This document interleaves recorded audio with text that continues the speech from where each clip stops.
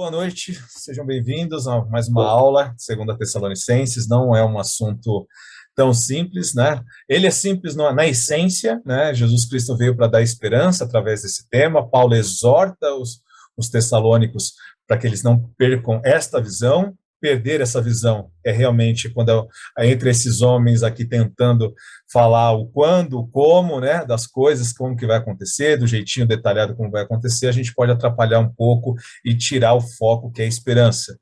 Mas Paulo falou assim, ó, isso aqui é um assunto para dar esperança, né? Tá passando pelo momento difícil, né? Tá passando pelo momento que será aguarda a vinda do Senhor, onde seremos plenamente redimidos, né? Então esse assunto é para nós, né? Esse assunto é para dar essa esperança. O nosso Senhor voltará, né? O Senhor nos resgatará e estaremos para sempre junto com eles. Um dia nós pararemos de pecar, né? O pecado não fará mais parte da nossa vida, nem pensamento, nem palavras, nem em ações, para sempre agradaremos o nosso Senhor Jesus Cristo de forma plena, né? Estaremos com ele de forma plena. Isso faz parte dessa esperança que 2 Tessalonicenses fala. Então, vou fazer uma oração aqui sobre esse tema, que Deus nos ajude e nos guie nesse tempo que a gente vai ter aqui, nesse breve tempo. Então, feche seus olhos aí. Obrigado, meu Deus. Obrigado por esse tempo. Obrigado porque o Senhor tem nos ajudado e nos guiado através de sua palavra. Senhor Jesus Cristo, temos as nossas limitações e elas são inúmeras, as minhas. Então, Senhor Jesus, ajuda-nos, então, Pai, nas nossas limitações, naquilo que nós vamos falar, nesse assunto tão grandioso que permeia tanto o teu retorno, que é o teu retorno, Pai, sobre a Bíblia inteira. Foi profetizado, foi falado pelos profetas, pelos apóstolos, pelo próprio Senhor Jesus. Esse tema foi muito discutido, nos dando esperança, Pai, que o Senhor voltará. E os anjos já anunciaram de forma tão breve ali para os apóstolos, dando exemplo de como falar da sua vinda, que ele disse, assim como o Senhor viu, como vocês estão olhando, homens galileus, assim como o nosso Cristo foi arrebatado aos céus, assim mesmo ele voltará, será inegável, ninguém terá dúvida, o Senhor fará o reino dele ser estabelecido em todas as esferas que existem. Por isso, Deus nos ajuda aqui com essa firme esperança, para que teu nome seja glorificado nisso. É o que eu lhe peço, em nome de Jesus. Amém. Amém? Bora lá, então. Então, é o seguinte, né? Fiquem à vontade, vamos interagir, né? Vamos falar. Se tiver considerações aí do que você tenha visto, né? Do que você já ouviu, que pode trazer luz aqui para nós, por favor, ajude-nos, né? Ajude-me principalmente, para que a gente possa caminhar aqui para um bom entendimento, pelo menos para que a gente não fuja muito daquilo que está escrito, né? Para a gente ter uma teologia bíblica, tá? Então, na cronologia que eu coloquei para vocês, eu dei 5 passos, né, desde a apostasia, desde o começo da apostasia até a vitória do Senhor Jesus Cristo, onde o versículo vai dizer aí em 2 Tessalonicenses que o Senhor matará com o sopro de sua boca. Isso é extremamente fantástico, né, quando ele vai dialogando ali, vai passando por versículos 6, 7, 8, né, até que anuncia ali que está detendo ele, aquele que que para de deter, que a gente falou nas últimas aulas, né, vai parar de deter, e aí o Senhor Jesus Cristo vem com um triunfo imenso e fala, ele matará com o sopro de sua boca. Vou só voltar aqui então no texto, porque o texto é mais importante do que muitas outras coisas. Eu vou voltar aqui no texto. Então, tá aqui, ó. O texto está projetado aí para vocês também, tá? Dividindo aquelas 3 partes que a gente tinha falado. Eu vou começar a partir do verso 7, tá bom? A partir do verso 7 até o final. Diz assim, com efeito, verso 7 de 2 Tessalonicenses, tá? 2 Tessalonicenses, capítulo 2, verso 7. Com efeito, o mistério da iniquidade já opera, desde o tempo de Paulo. E aguarda somente que seja afastado aquele que agora o detém. A gente falou das possibilidades, são várias teses aqui, né? É a lei, é o Império Romano, né? É os governos, né? Tem várias coisas que os detêm, é o próprio Deus, mas a gente estava falando lá, né, da leitura que o próprio Deus estaria detendo, usando, né, todos os outros efeitos. Agora que o detém. Versículo 8. Então será de fato revelado o iníquo, a quem o Senhor Jesus matará com o sopro de sua boca. Isso desde lá de Isaías 11:4 já estava sendo profetizado isso, para você ver que a Bíblia toda é uma coerência só, né? E o destruirá pela manifestação de sua vinda. Ora, Versículo 9, o aparecimento do iníquo é segundo a eficácia de Satanás, com todo poder. Ele não é todo poderoso, mas terá neste momento um todo poder aqui. Sinais e prodígios da mentira. Isso é importante, né? Porque de vez em quando pode bater as dúvidas aí sobre como ser esses sinais, né? A gente vê muitos sinais mentirosos realmente acontecendo. Esse aqui também não será diferente, né? Versículo 10, e com todo o engano de injustiça aos que perecem, porque não acolheram o amor da verdade para serem salvos. É por esse motivo, pois, que Deus lhes manda a operação do erro, para darem crédito à mentira, a fim de serem julgados todos quanto não deram crédito à verdade. Antes, pelo contrário, se deleitaram com a injustiça. Você vê que as pessoas que estão rejeitando, elas não estão fazendo isso sem nenhum prazer do lado oposto, né? Estão se deleitando, se esbaldando com a injustiça. Versículo 13, entretanto, devemos sempre dar graças a Deus por vós, irmãos amados do Senhor, pelo Senhor, porque Deus vos escolheu desde o princípio para a salvação, pela santificação do Espírito e na fé, na verdade. Tá bom? Então, temos aí o texto, a gente passou aqui mostrando como que estava em Daniel, né, que as pessoas erravam quando falavam do quando isso vai acontecer, marcando datas, né, algumas religiões passaram por isso, mas o como, Paulo não quer que a gente seja ignorante, o apóstolo Paulo escreveu para que a gente não seja ignorante de como isso iria acontecer, a gente falou da apostasia, né, eu coloquei algumas coisas aqui sobre o liberalismo, né, tem algumas, aí a gente pode falar um pouco mais de como que a coisa vai acontecer. Falamos também sobre aquele que o detém, né, demos uma puladinha no texto, mas para falar daquele que estava o detendo, o que está detendo e aquele que o detém, né? Então, a gente falamos aqui um pouco da lei, talvez o governo, algumas teses que acontecem a respeito desse assunto, quem está detendo o iníquo, né? É o Espírito Santo, é o Estado judaico naquela época, é Satanás, é a pregação do Evangelho, o Arcanjo Miguel, a igreja, são as teorias que estão rolando por aí. Até a cronologia que agora eu coloquei aí de prima, para a gente seguir a partir desse ponto. Então, falamos sobre alguns pontos aqui, e aí eu vou falar sobre a revelação do filho da iniquidade, né, com mais profundidade, porque ele fala, quando aquele que o detém parar de deter ele, agora será de fato revelado. Então, vai de fato revelar ele. Mas tem algumas coisas que a gente precisa aqui caminhar sobre esse homem da iniquidade, né, que Paulo faz questão que ninguém, de modo algum, são a dupla ênfase, eu quero que ninguém, de modo nenhum, vos engane, porque isso não acontecerá assim que primeiro vem a apostasia, foi o que a gente falou, né? Então, em ordem cronológica, primeiro tem que vir a apostasia, e seja revelado o homem da iniquidade, filho da perdição, o qual se opõe e se levanta contra tudo que se chama Deus, ou é objeto de culto, a ponto de assentar-se no santuário de Deus. Isso é muito importante, tá? Porque isso aqui já está em Daniel, e eu vou recorrer muito a isso. Muitas coisas já até aconteceram, tá? E aí eu queria passar com vocês aqui para a gente colocar na história o que já foi acontecendo e que nós temos relatos históricos que já aconteceram, para a gente não imaginar que tudo só é futuro, tá? Também tem algumas coisas que já aconteceram no passado. Então ele está falando aqui, ó, a ponto de assentar-se no santuário de Deus, a gente vai ver que Daniel já tinha profetizado sobre isso e já aconteceu esse episódio aqui. Ostentando-se como se fosse o próprio Deus. Não vos recordeis de que ainda convosco eu costumava dizer estas coisas, né? Então tem uma mistura, e eu vou falar aqui, né? Embora já tenha acontecido de alguma forma no passado, Paulo também dá a entender aqui que acontecerá de forma plena no futuro, tá? Então por isso que é tão complicado, segundo a Tessalonicenses, porque não é uma coisa que nunca aconteceu, que não, né, que nós não temos nenhum relato, mas também que vai acontecer. Tem coisas misturadas do que aconteceu e que acontecerá, tá? A gente vai tentar caminhar sobre isso daí. Tem alguns nomes, isso daqui eu também já mandei para vocês, como a Bíblia trata ele, né, o homem da iniquidade, o filho da perdição, o abominável da desolação e o anticristo, principalmente utilizado pelo apóstolo João, que usa muito a palavra anticristo. Beleza? Então vamos lá.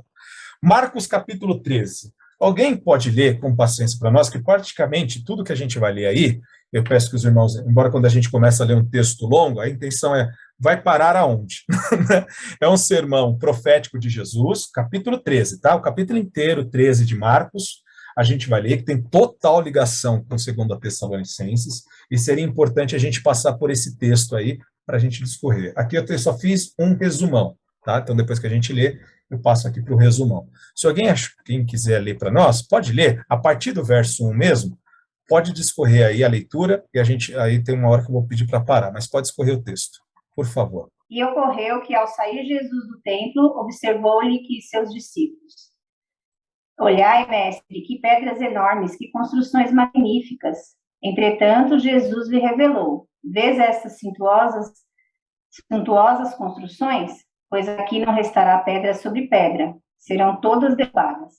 Então, havendo Jesus se assentado no Monte das Oliveiras, de frente para o templo, Pedro, Tiago, João e André o consultaram em particular. Dize-nos quando acontecerão esses eventos e que sinal haverá quando todos eles estiverem prestes a cumprir-se? E Jesus passou a preveni-los. Vede que pessoa alguma vos induza ao erro, pois serão muitos os que virão em meu nome afirmando sou eu, e iludirão multidões. No entanto, assim que ouvirem notícias sobre guerras e rumores de guerras, não vos assusteis. É necessário que assim ocorra, contudo ainda não é o fim. Porquanto nação se levantará contra nação e reino contra reino. Sucederão terremotos em vários lugares e muita fome por toda parte. Esses acontecimentos são o início das dores. Ficai vós alertas, pois não vos denunciarão os tribunais e serão açoitados nas sinagogas. Por minha causa vos farão comparecer à presença de governadores e reis, e isso se constituirá em testemunho para eles. Contudo, é indispensável que primeiro o evangelho seja anunciado para todas as nações. Todas as vezes que fordes presos e levados a julgamento, não vos preocupeis com o que haveis de declarar. Porém, o que vos for concedido naquele momento, isso proclamai, porque não sois vós os que falais, mas sim o Espírito Santo. E sucederá que um irmão trairá o seu próprio irmão, entregando-o à morte, e dessa mesma maneira agirá o pai para com seu filho. Filhos haverão que se revoltarão contra seus próprios pais e os assassinarão. Sereis odiados por minha causa. Todavia, aquele que permanecer firme até o seu fim, receberá a glória da salvação. Aí você pode ler só mais o 14 e já tá bom, só o último. Então, quando virdes o sacrilégio horrível posicionado no lugar onde não deve estar, os que estiverem na Judéia fujam para os montes. É isso aí. E essa profecia está lá em Daniel, tá? Então, é a ligação que eu queria dar aí, que também está em Daniel. E tem muita coisa aqui, o sermão profético de Jesus, né? Como está aí na tela de vocês, ele aponta, né? Esse sermão profético de Jesus, ele está contando vários eventos que aconteceram entre a primeira vinda dele e a segunda vinda dele, né? Essas predições, elas confirmam, né, tanto a destruição do templo, que nós sabemos que já aconteceu, porque quando eles falam assim, nossa, Jesus, os apóstolos, né, que templo magnífico, ele falou, tá vendo esse templo?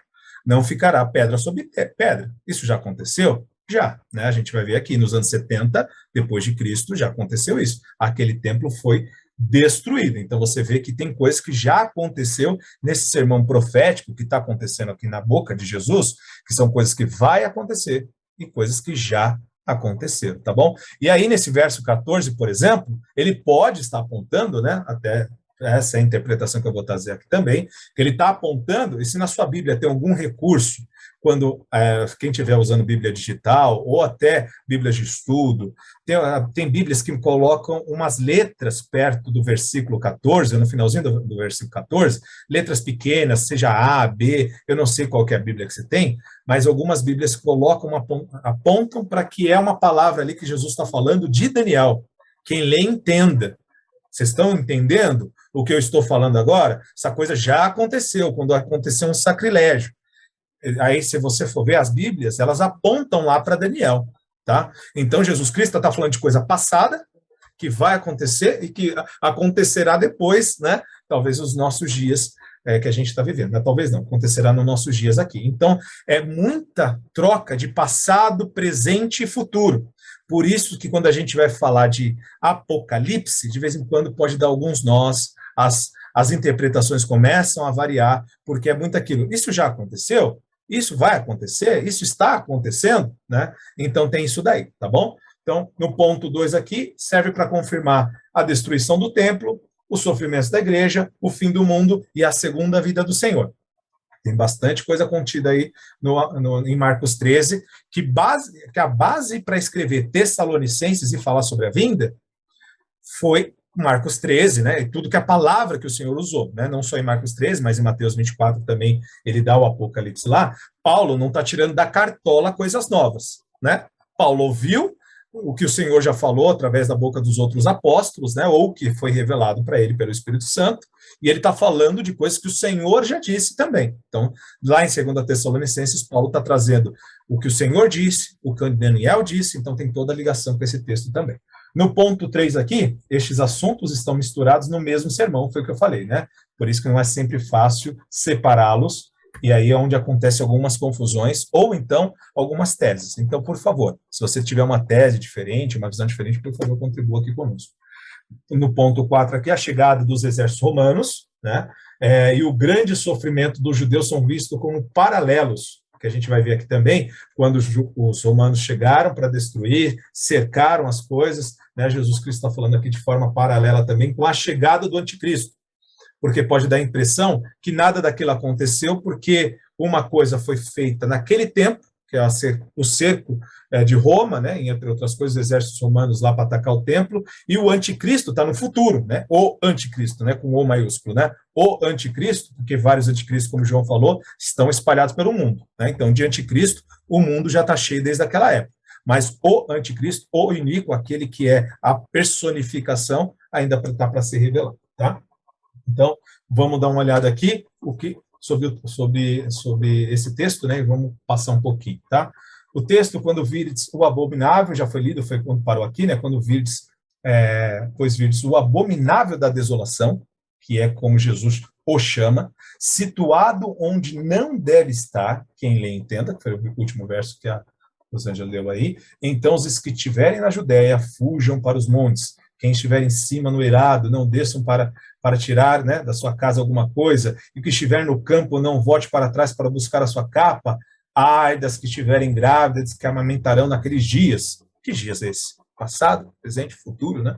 Orai para que isso não suceda no inverno, porque aqueles dias serão de tamanha tribulação, como nunca houve desde o princípio do mundo, que Deus criou até agora, e nunca jamais haverá. Tá bom?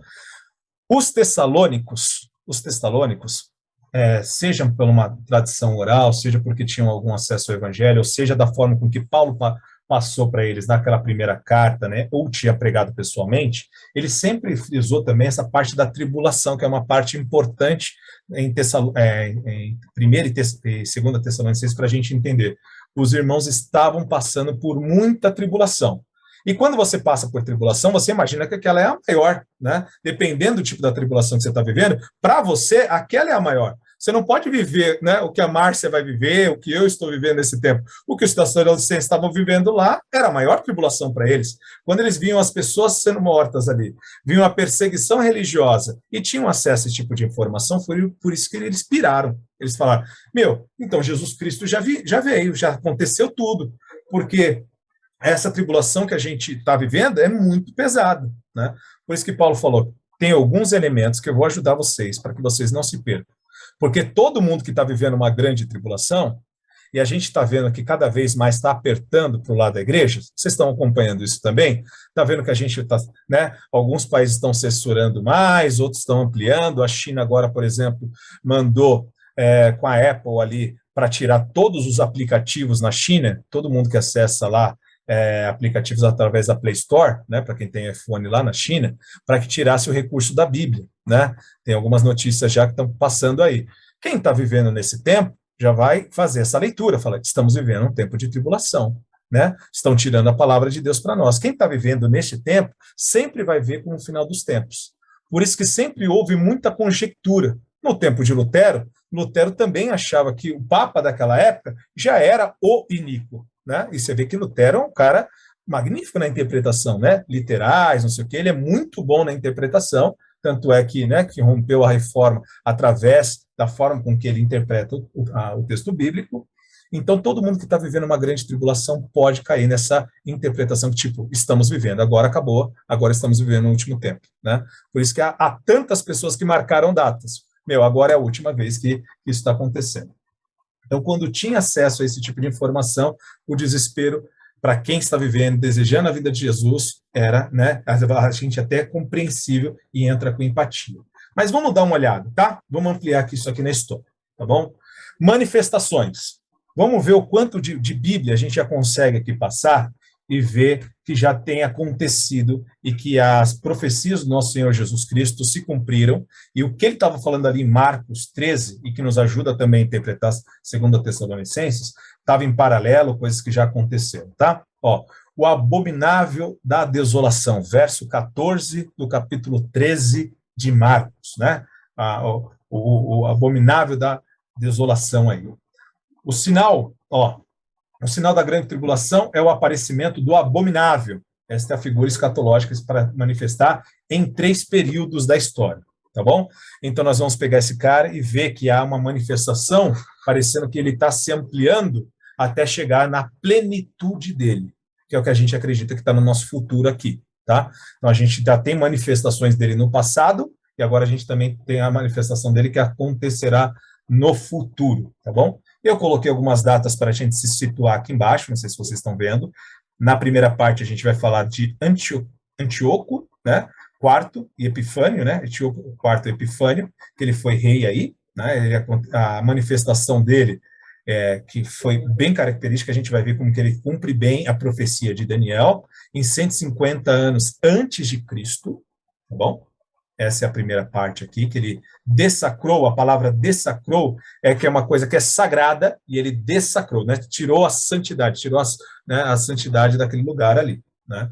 Então ele dessacrou o templo de Jerusalém 150 anos antes de Cristo. Então antes até da profecia de Marcos, e logicamente também do livro de 2 Tessalonicenses, tá? O exército romano que cercou Jerusalém e destruiu o templo, que também está contendo isso na profecia do nosso Senhor Jesus.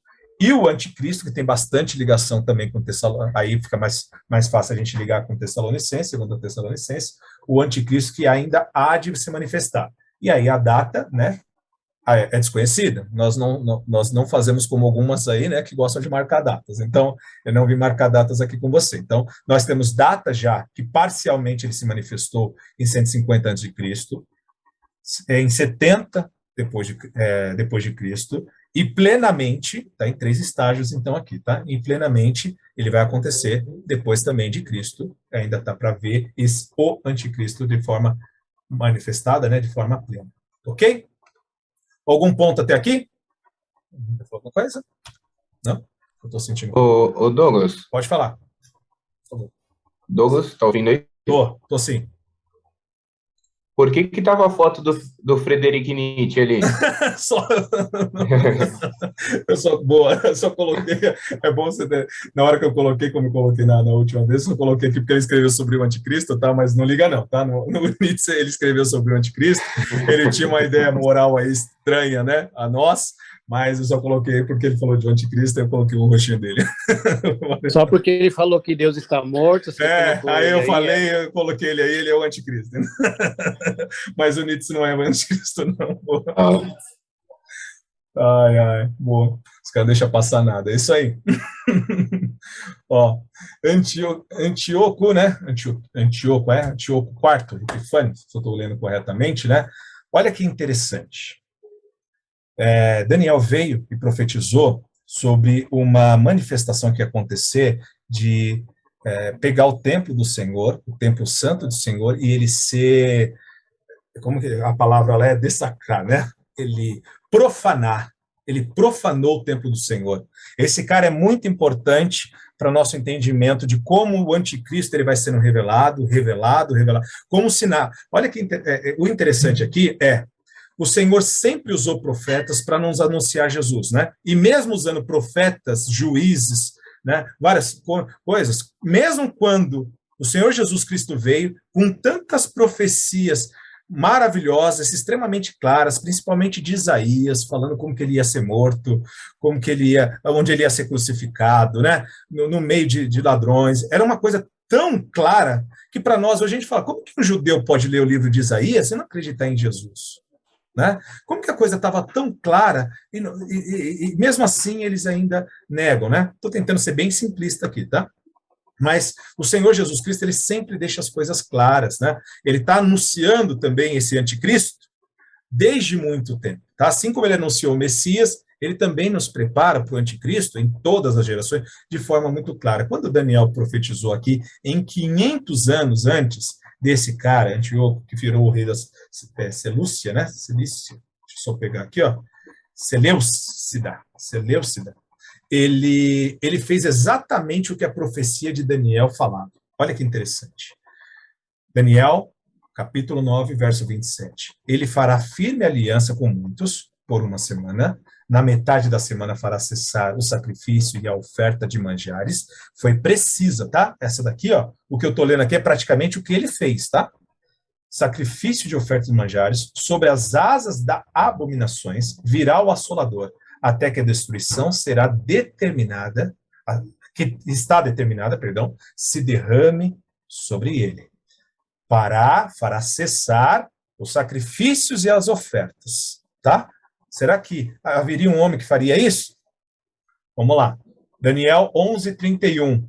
Dele sairão forças que profanarão o santuário, a fortaleza nossa, e tirarão o sacrifício diário, estabelecendo a abominação desoladora. Olha aqui que ele está, desde o verso 9, capítulo 9, capítulo 11, sempre mexendo no sacrifício, tá? Sempre mexendo no sacrifício. E Jesus falou em Marcos 13, e também, né, Paulo está falando lá em 2 Tessalonicenses sobre a profanação, tá?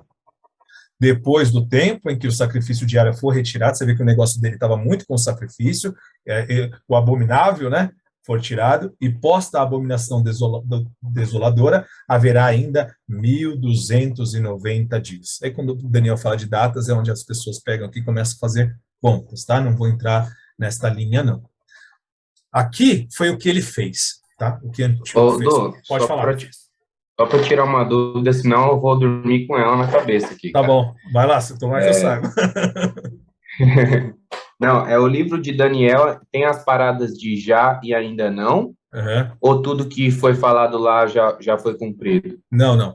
Tem o já e ainda não. Boa. O já e o ainda não, né? O termo que se usa na teologia para falar isso, né?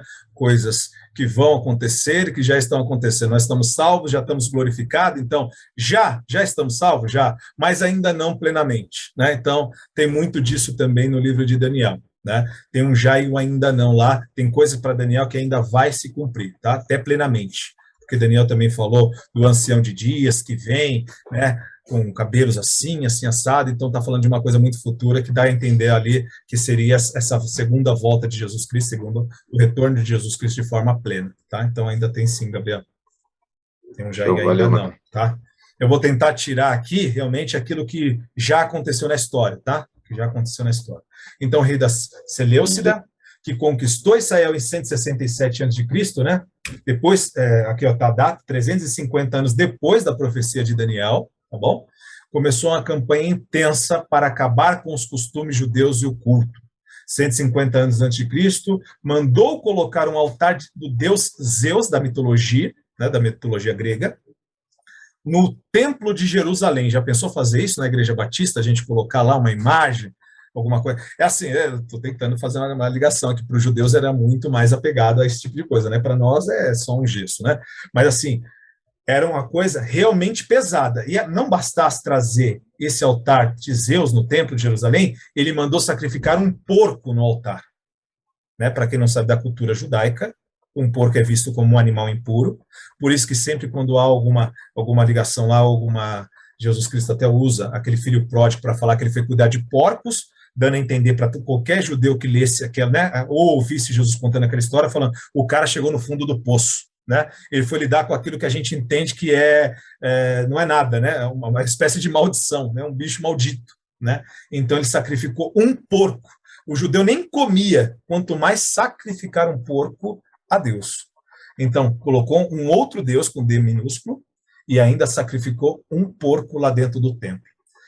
Isto provocou uma grande revolta nos judeus, levando à guerra dos Macabeus, tá? Essa guerra dos Macabeus, o que ele fez, a profanação que ele fez, que foi o que Jesus falou, e aí Jesus Cristo aponta para essa profecia de Daniel e falou: quem lê, entenda. Entenda, você já entendeu que já está acontecendo, que o movimento do anticristo já está acontecendo? Vocês não sabem da história? Não foi Daniel que profetizou isso? Daniel não falou que seria profanado? Alguém já profanou o templo tanto assim? Né? O cara levou, né, um altar de Zeus e sacrificou um porco lá. Quem lhe entenda. O anticristo já está em ação. O bicho já está pegando aqui. A coisa foi tamanha que os judeus, ainda talvez em um número, né, talvez reduzido, eles se revoltaram e deu a revolta dos Macabeus, que é o templo que a Igreja Católica coloca dos livros deles lá, né, os 7 livros, que é essa história dos Macabeus. Na Bíblia Católica tem os Macabeus, né, primeira e segunda Macabeus, se não me engano, não sei se tem terceiro, segunda e primeira Macabeus tem lá, que mostra a revolta, né, até se não me engano, um dos líderes lá chamava Judas também, e esses Macabeus se revoltam porque eles veem essa profanação gigantesca no templo de Deus. Né? E aí eles se revoltam, tem toda uma história que está lá nesse período entre Malaquias para nós, que na nossa Bíblia para em Malaquias, e começa em Mateus, né? Na nossa Bíblia ela está assim. Mas desse período, são 400 anos aí de história, que não estão registrados lá na nossa Bíblia, e aí eles têm essas histórias, esses livros escritos neste período. Foi exatamente quando esse abominável fez isso no santuário de Deus. E os Macabeus se revoltam. Então, dando ao cumprimento inicial. Pode falar. Isso também é um eco do que está por vir também, né? Uma segunda profanação, né? Exatamente. A profanação, a grande profanação, né? Você vê, é um já e um ainda não, né? Parcialmente já foi profanado, mas plenamente será profanado, né? Porque ele vai se rejeitar a tudo que diz santo, né? Aqui é um micro santo, né? Por quê? Porque isso ofendeu os judeus, só os judeus, né? Os judeus tinham esse apego lá com o templo, com o sacrifício, com essas coisas, né? Mas plenamente, para chocar toda a religião, tudo aquilo que a gente sabe que é santo, aí é plenamente. Tem que chocar a Wanda, tem que me chocar, né? Tem que chocar todo mundo. O que ele vai fazer agora no futuro, ele vai rejeitar tudo que é santo. A gente se chocaria hoje com uma profanação dessa, lá em Israel, ainda não sendo judeu, se ele tivesse levantado até hoje? Não chocaria. Quem leu o Antigo Testamento provavelmente se sentiria chocado. Mas o que precisa nos chocar agora? Né? Então ele vai chocar tudo, porque, segundo a Tessalonicenses, ele vai rejeitar tudo que é santo e sagrado. Então, realmente, Claudio, é uma coisa que vai acontecer ainda mais plenamente. Mas nós já vemos aqui uma profecia de Daniel sendo cumprida. Pode falar, Claudinho. A gente já percebe o mundo se moldando em direção a isso, né? Esses dias eu fui no cinema com a minha família, né? A gente foi assistir o Eternos. Cara, complicado, velho, complicado. E aí aquilo que vem querendo mostrar, né? Daquilo que a gente entende que não é normal, querendo mostrar como normal, e aí a gente acaba sendo taxado como fanáticos, como religiosos, como mente fechada. Isso. E a gente percebe que a mídia está muito forte nessa pegada, cara, né? Então a gente vê que o mundo está indo para esse lado aí. Sim, sim. A gente consegue perceber que um palco está sendo montado para que quando ele chegue, né, tudo seja muito normal. E você discordar disso, você é o anormal, né? Porque o palco hoje, se você for ver, a gente tem vergonha até de falar que a gente é casado com um homem ou com mulher, né? Se a gente falar que é heterossexual, falar que a gente tem alguns princípios, você fala, será que eu vou ofender alguém aqui agora, né? Então, é bem complicado. Nossa, falou tudo agora, mano. Eu tive que colocar lá no relatório, hétero cis. Mas aí eu fiquei, putz, mano. Eu vou ofender alguém. Lá no meu trabalho mesmo, quando perguntaram que eu sou assim, né, na frente de um grupo de meninas, eu falei, não, é hétero cis. Nossa, me olharam com a cara, eu falei, tem alguma coisa de errado em ser hétero? Pensei, né? Doideira isso aí, mano. Doideira, cara. Mas é para exatamente isso, né? Fazer com que o palco esteja tão preparado para que quando ele falar mal de Deus alguma coisa, seja tão normal, né? Seja tão comum que a maioria fala, não, tá tudo certo, estamos em casa. Pode falar. Não, só para vocês verem, né? Ultimamente eu tenho trabalhado muito em instituições financeiras aí, né? Lá a empresa onde eu estou indo está indo por esse ramo aí. E a gente está tendo um cuidado de como se posicionar no mercado. Porque se você se posiciona no mercado como uma empresa tradicional, você vai acabar sendo taxado como uma empresa que está excluindo pessoas. Cara, isso é muito louco, velho. Isso é muito louco. É muito louco. Na hora de contratar pessoas, você também tem que ter todo o cuidado para contratar, porque se você não contratar aquele, é porque você é homofóbico, se você não contratar tal pessoa, é porque você é machista. Cara, é louco. Tá sendo loucura as coisas, cara. É loucura. É loucura. Eu também estou passando isso na minha empresa e tenho que responder várias pesquisas que dá um certo problema e eu já estou recebendo alguns retornos. Vamos ver até onde a gente consegue se manter no mercado de trabalho sem negar a nossa fé, né? Porque aquilo que não nega a minha fé, a gente vai. Mas aquilo que bater de frente à minha fé, Deus me dê sabedoria, eu tenho que tomar um posicionamento.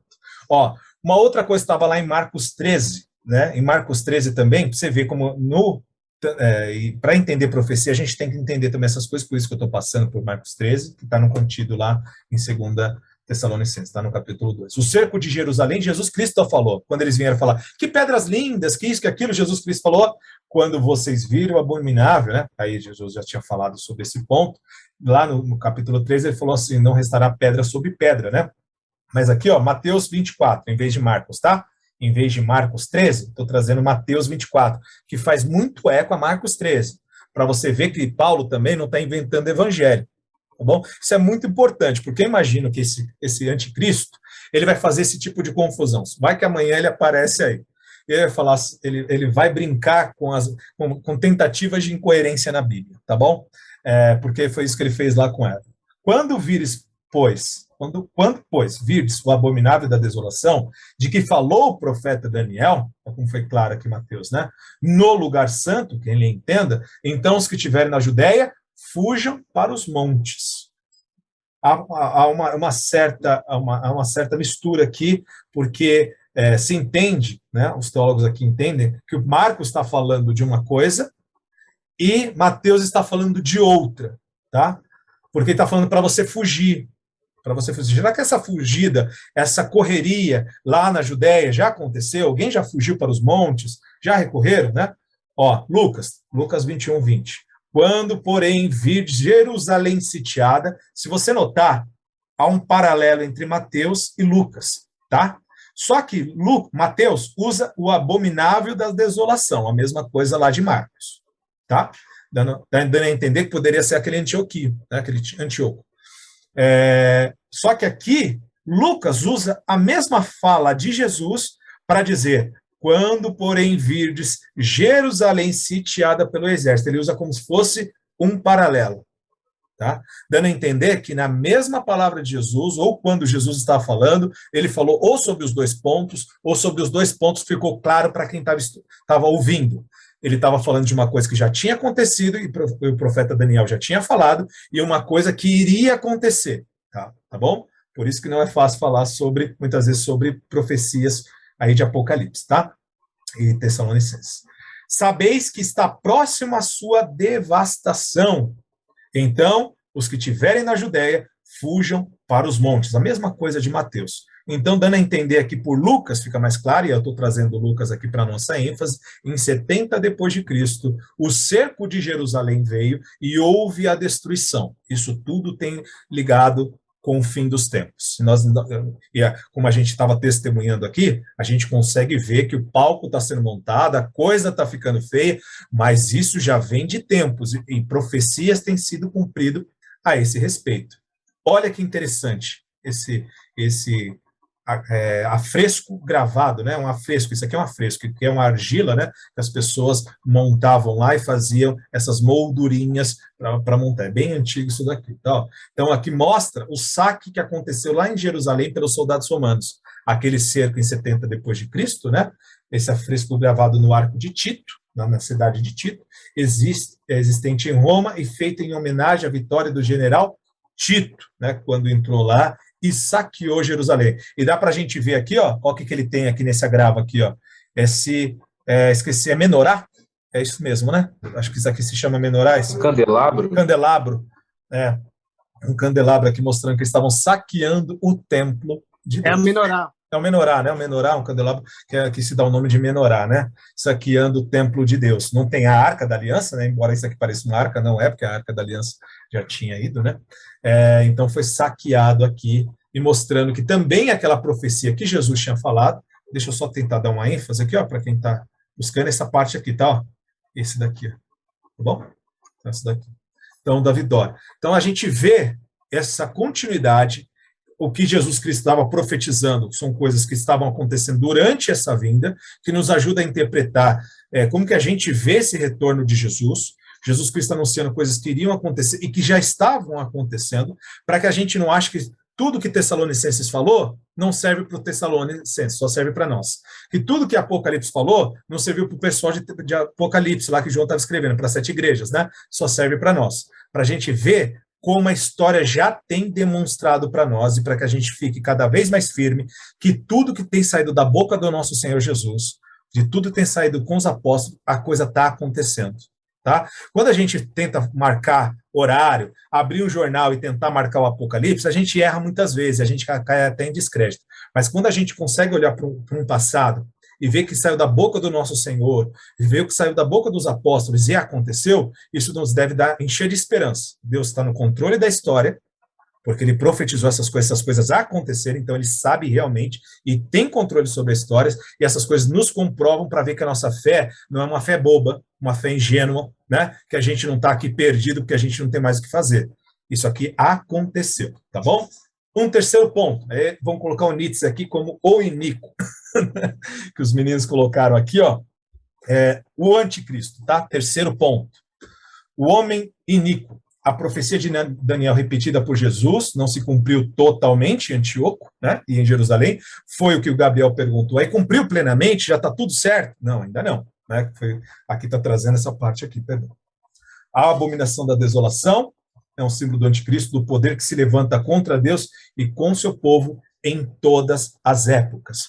Porque como João profetizou, gente, do nosso lado, Jesus Cristo falou que a igreja seria formada assim, não falou que trigo e joio cresceriam junto?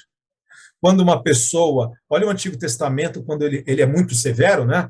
A gente tem que usar, a gente usa, né, o conceito, né, a interpretação, como que o nosso Senhor Jesus Cristo fez as coisas, mas no Antigo Testamento, em Deuteronômio, falou que olha como você vê que o anticristo, esses caras sempre estiveram no meio do povo de Deus, porque em Deuteronômio fala assim, ó, quando uma pessoa profetizar ou falar uma coisa que é certa, e aquela coisa se cumprir, está em Deuteronômio 18, tá, o que eu estou falando, se cumprir, só que depois de que se cumpriu, ela tentar te arrastar para outros deuses, seja a tua mão a primeira a tirar uma pedra nela. Porque Deus não queria que nenhuma pessoa se afastasse do Deus verdadeiro. E o perigo de uma pessoa que prega, que faz isso, que faz aquilo, mas que nos seduz para servir outros deuses, é muito grande. É muito grande. Você vê o que aconteceu com Eva, uma mulher extremamente capacitada. A perguntinha para matar Eva só foi que ele usou, foi isso mesmo que Deus disse? Colocando e implantando dúvida, né? Ele implantou uma semente de dúvida nela e já começou a dialogar em cima daquela dúvida, né? Então, agora, no nosso meio, já está também acontecendo ações do anticristo, para que, numa coisa ou outra, a gente se afaste cada vez mais do Deus verdadeiro, tá? Eu não estou falando de perca de salvação aqui, tá? Mas eu estou falando também de pessoas que são seduzidas por essas pessoas que levam e que não amam a verdade, como diz lá em Tessalônica, tá? Eles têm prazer na injustiça. E aí, como diz apóstolo Paulo também em 2 Timóteo, eles são seduzidos porque eles gostam de comichão nos ouvidos, tá bom? Então, tá no meio, né? Trigo e joio crescendo sempre junto. O conceito de tribulação sem igual, estou no segundo ponto aqui, no mundo, né? 13:19, está lá em Marcos, né? Com certeza nada houve igual antes dos judeus, mas houve coisas igual ou pior depois. Por exemplo, você fala, cumpriu plenamente essa desolação, essa abominação sobre as coisas? Não. Alguém já leu alguma coisa sobre a Segunda Guerra Mundial e lembra de alguma profanação? Vocês sabem de alguma coisa, alguma profanação entre os judeus, que fizeram os judeus profanarem o Deus verdadeiro no tempo da Segunda Guerra Mundial? Alguém já leu alguma coisa? Queira compartilhar de alguma coisa? Eu tenho duas aqui, eu não sei se vocês já ouviram, mas se alguém tiver, só falar aí, tá? Então abre o microfone aí, pode falar, tá? Quem quiser falar.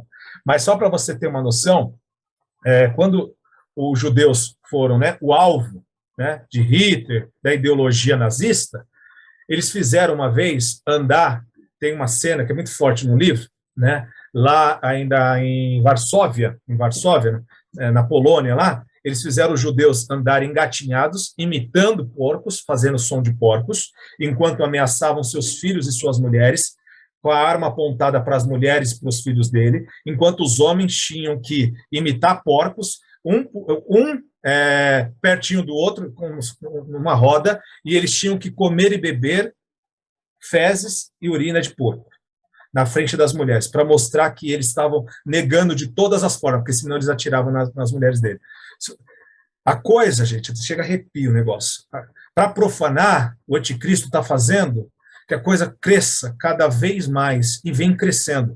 Quando achavam que tinha feito muito sacrificar um porco lá dentro do templo de Deus, que é realmente muito pesado, tem isso, muitas coisas e outras coisas tantas na Segunda Guerra Mundial, por exemplo, né? 1942, 44, até 45, fazendo que os judeus fizessem esse tipo de coisa, né?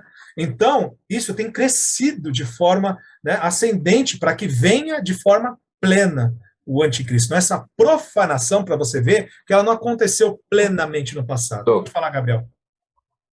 Toda forma de profanação do povo santo é uma forma de anticristo? É isso que você está falando? Porque... Tá bom, boa. É porque, como eu estou ligando bastante a judeus, né?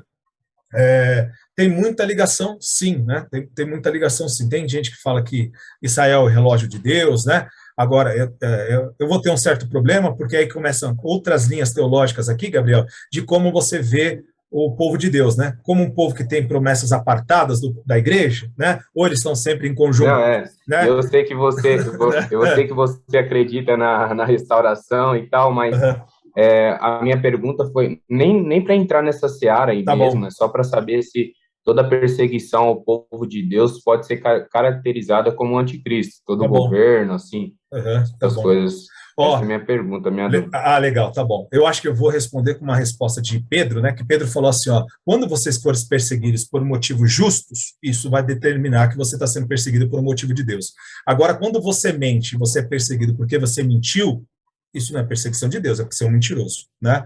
O povo judeu tem muitas características que nos lembram da justiça do Deus monoteísta, né, do único Deus verdadeiro, que quando eles fossem perseguidos por essa religião que só adora o Deus verdadeiro, pode ser que a gente consiga fazer uma boa leitura de como Deus está nos mostrando mais um sinal aqui. Agora, os judeus também são perseguidos por várias coisas, por política, né? por forma de se envolver com outros governos, pelas armas com que eles estão se desenvolvendo. Quanto a essa perseguição, muitas vezes é política, é a forma né, com que eles veem democracia ou liberdade, né? As armas que eles desenvolvem lá, e essa perseguição se dá por esse tipo de coisa, aí não. Seria muito bom se a gente conseguir separar. É muito difícil, porque geralmente quando fala de Israel a gente vê um povo religioso, né? Mas tem muita perseguição lá que acontece, como Pedro disse. Tem gente que está sendo perseguido porque está fazendo besteira, né? Então, nem toda perseguição aos judeus é uma perseguição realmente religiosa. Tá bom? Eu não sei se eu fui muito preciso, mas beleza. Então, vamos lá. Vamos avançando aqui, para a gente ir para o finalzinho.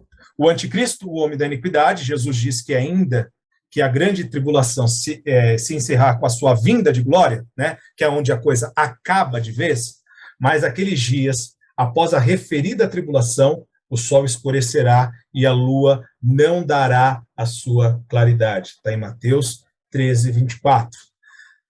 O ponto é, como que você faz essas leituras também? Tem coisas que é literal e tem coisas que é simbologia, tá? O que divide muitas vezes a igreja na interpretação do que Paulo falou, do que Jesus Cristo falou, é se você entende algumas coisas como literais, né? Ou são símbolos de como que vai acontecer, tá bom? Esse é um exemplo de um texto, né, que a gente pode entender. Vai acontecer isso literalmente, né? Ou vai acontecer isso simbolicamente? O que ele quer dizer com luz, com claridade, tá bom? Alguém tem uma interpretação literal desse versículo, por exemplo, de Marcos, que o sol escurecerá, a lua não dará sua claridade? Alguém tem uma posição que vê isso de forma literal, que queira compartilhar conosco? Eu sempre li esse versículo tendo entendimento de uma literalidade. Boa, Flavinho. Porque tem mesmo, tá? Então, tem e sempre quando a gente lê, esses versículos que são bem dramáticos, né? Sol escurecerá, a lua, o absinto caindo, né? Os gafanhotos subindo e atacando a terra, tem essas leituras que é o que divide uma posição e outra, né? Quanto daquilo é literal, quanto daquilo é simbologia ou é uma visão de João. Então, só seguindo aqui, portanto, ainda há um terceiro cumprimento dessa profecia, ainda no futuro, tá? O meu ponto só de trazer isso daqui é porque ali Jesus ainda está apontando para uma coisa que acontecerá de forma ainda plena. Como que a gente pode olhar para o passado e ver que nem tudo se cumpriu? Porque ainda tem uma coisa cabal, demonstrando que é uma coisa grandiosa, seja, né, pela uma literalidade de que o sol escurecerá, ainda haverá uma tribulação acima do que foi a Segunda Guerra Mundial, acima do que esse Antíoco fez, ainda há uma coisa muito grande para acontecer ainda. Talvez seja esse palco que esteja sendo montado, né? Então, esse terceiro cumprimento que está acontecendo, né?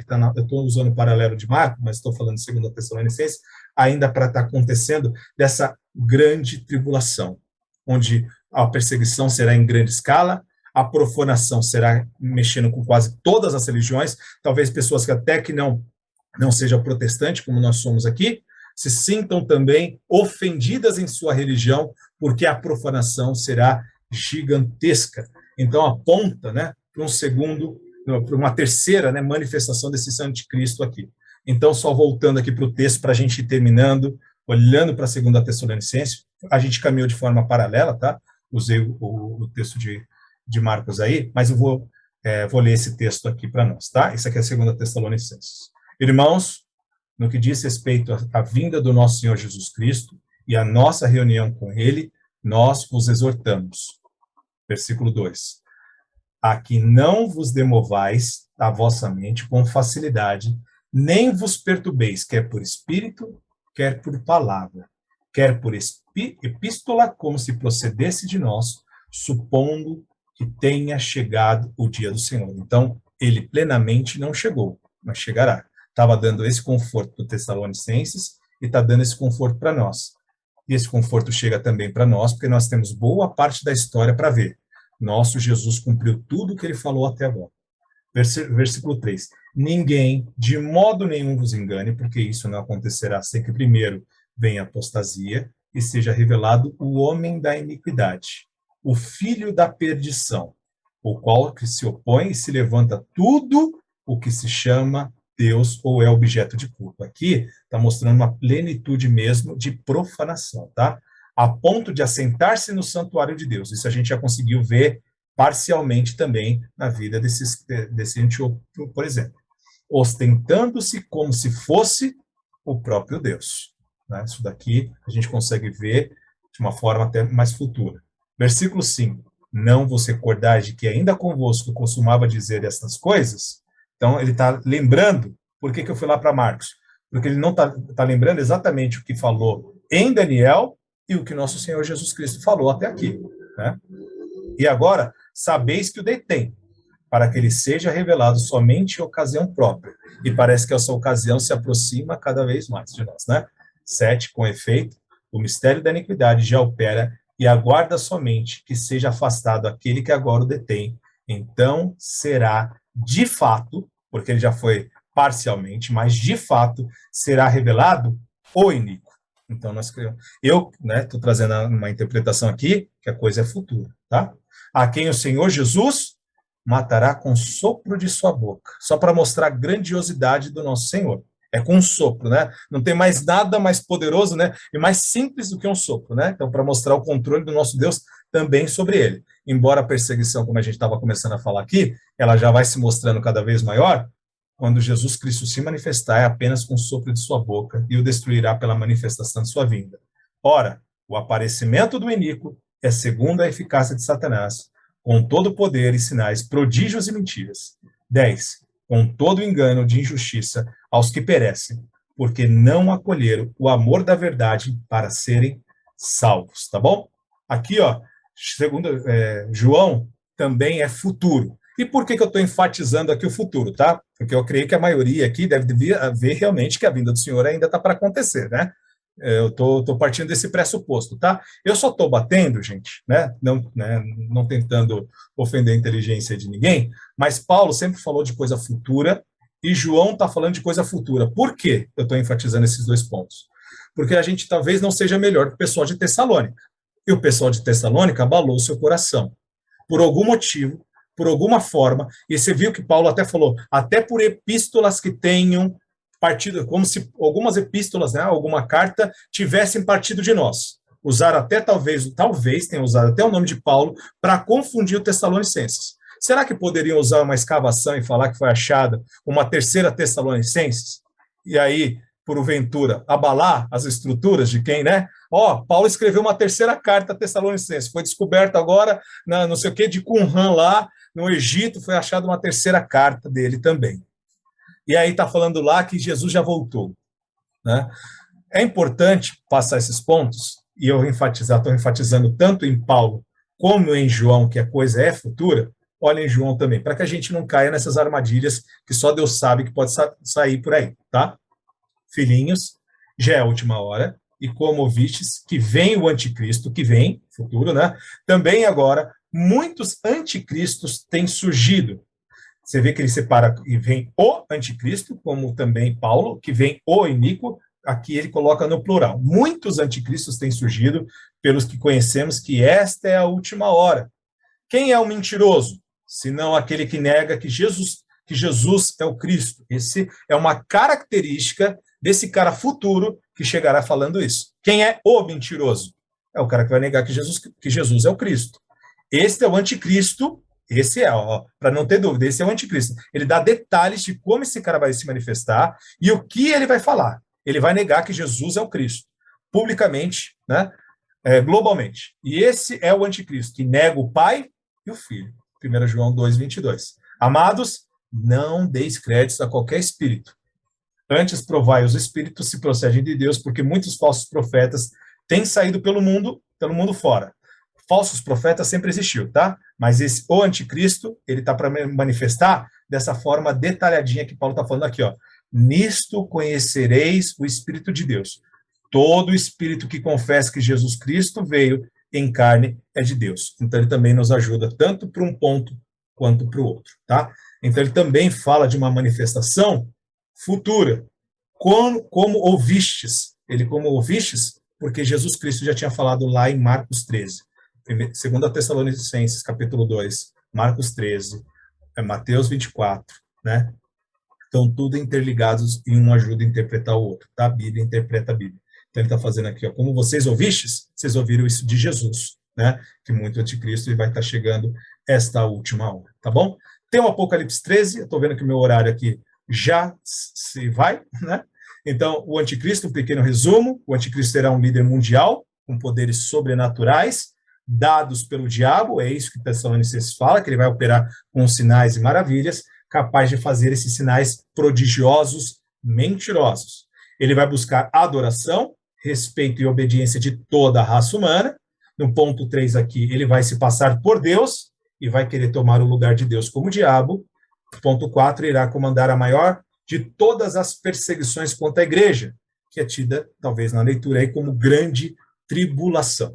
Será destruído por um sopro de Cristo quanto retornar em glória. Né? Quando Jesus Cristo retornar em glória, ele vai com o sopro de sua boca, aí a gente pode também entender literalmente, ou de que forma que Jesus Cristo vai fazer, mas não tem nenhum problema também da literalidade, devido ao tamanho do poder do nosso Senhor Jesus Cristo, com o sopro de sua boca, ele destruirá o iníquo, mostrando que ele nos salvará plenamente. Né? Jesus Cristo tem te salvado, tem me salvado, tem dado segurança por toda a história, que tudo que ele falou aconteceu, e ele falou, mesmo no dia que esse cara vier, eu vou abreviar os dias, sabe por quê? Porque se não fosse abreviado aqueles dias, nem os escolhidos se salvariam, de tão terrível que será isso daí. Mas por amor aos escolhidos, eu vou abreviar aqueles dias e salvarei plenamente vocês estarão seguros comigo, porque eu vou destruir esse iníquo quando ele se levantar.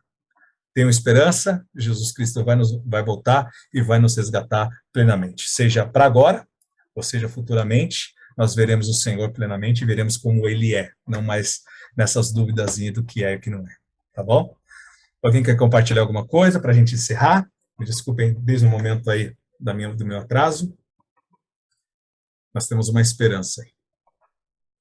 Maranata, Jesus. Amém, Senhor Jesus. Volta, Senhor Amém. Jesus. Amém? Rodolfo, Oi, querida. no versículo 4, né, de Tessalonicenses, fala que aquele que se opõe e se exalta, né, acima de tudo, que se chama Deus, fala que ele vai se assentar no santuário de Deus, apresentando-se como o próprio Deus. Uhum. Tá falando da reconstrução do templo, né, do terceiro. Boa. Então, se o templo não está reconstruído ainda, então, quando a gente fala assim, Jesus está às portas, está voltando, então, aí pode ser um sinal evidente de que está mais perto. Eu gosto um pouco dessa leitura também, Rô, porque é um símbolo mundial, né? Israel está sempre nas manchetes. Eu acho que a construção de um templo lá seria realmente uma coisa bem global. A gente eu falo sempre com receio, eu entendo, eu acho, porque a gente, quando tenta marcar alguma coisa muito precisa assim, mas é realmente bem característico, né, Rô? Faria um certo sentido bem bacana, né? A gente entender que esse templo seria, com certeza, visto pelo mundo inteiro, uma profanação ali, seria bem chocante, né?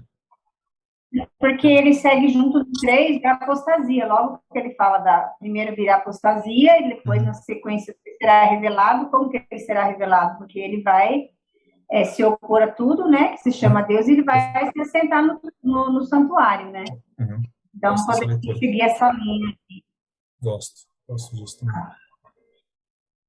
Fica uma coisa assim, como que isso vai acontecer, né? Porque hoje a localidade do templo, a gente tem um templo muçulmano lá, né? Lá, né, no como lugar. É que seria isso hoje? Teria que se derrubar, uma grande guerra, né? Tem sinais da construção do lado do domo da rocha, né? Não sei, né? Nunca fui lá, então... Poderia. Mas a gente não está falando de data, a gente está falando de eventos. De eventos, eventos. Nossa, mas é bem bacana, legal, gostei. Alguém mais queria acrescentar ou lembra enfatizar algum ponto? Ok? Então tá bom. Bora lá? Vamos fazer uma oração? Vamos encerrar? Até a nossa próxima aula aí, que acontece no próximo domingo. Vandinha, você pode orar por nós? Pode ser? Só tirar do mute aí e mandar bala, isso. A Wanda vai orar por nós. Grandioso Deus, Deus de amor, Deus de bondade, mais uma vez, Pai, te agradeço, Pai, por esse momento que tivemos, pela leitura da Tua palavra, por tudo que foi falado, Pai. Ó Deus de amor, sabemos que estamos vivendo momentos difíceis, vamos passar ainda por momentos difíceis, mas sei que Deus está no controle de todas essas coisas e que nada vai acontecer sem a permissão dEle, Pai. E que o Senhor esteja preparando nossos corações, Pai, para que possamos ter confiança, Pai, e saber que o Senhor está no controle de todas essas coisas, nada foge ao teu controle, Pai. Nos dê sabedoria, nos dê discernimento, para que possamos, Pai, esperar a volta de Jesus e que Ele volte para nos resgatar, Pai. Eu te agradeço, Pai, por esse estudo que o Douglas deu, por tudo que temos aprendido e que cada vez mais nós estejamos preparados para a Tua volta, Pai. Eu te agradeço, Pai, em nome santo e precioso de Jesus. Amém.